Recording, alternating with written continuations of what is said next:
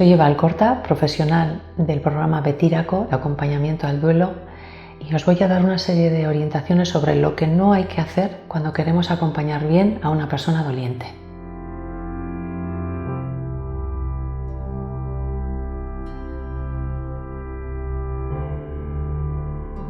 No es cierto.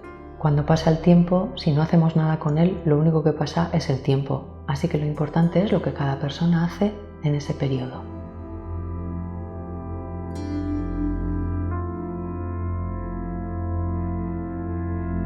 Es una frase con la que parece que le estamos ayudando, pero la verdad es que cada persona hace su duelo y siente diferente. Así que muy difícilmente vamos a poder saber cómo se está sintiendo la otra persona.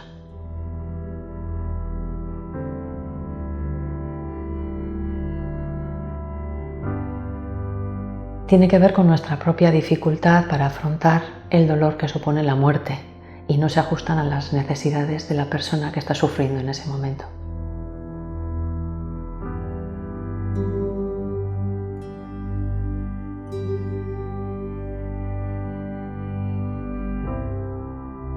Parece que la sociedad establece un tiempo de duelo. Cuanto antes te recuperes del dolor, mejor. Pero la verdad es que cada persona necesita hacer su duelo a su ritmo y a su manera.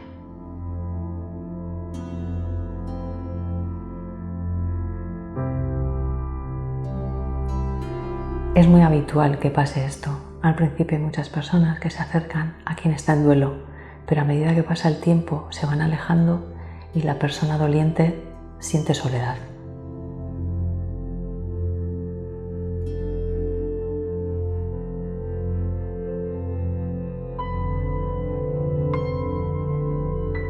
Esto ocurre, por ejemplo, en una familia cuando muere el padre y se le pide al hijo adolescente que se haga cargo y cuide de su madre y de su hermana.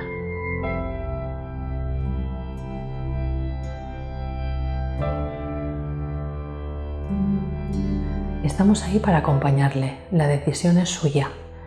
Lo que tienes que hacer es apoyarle en esa decisión sin juzgar ni intentar que cambie de manera de pensar.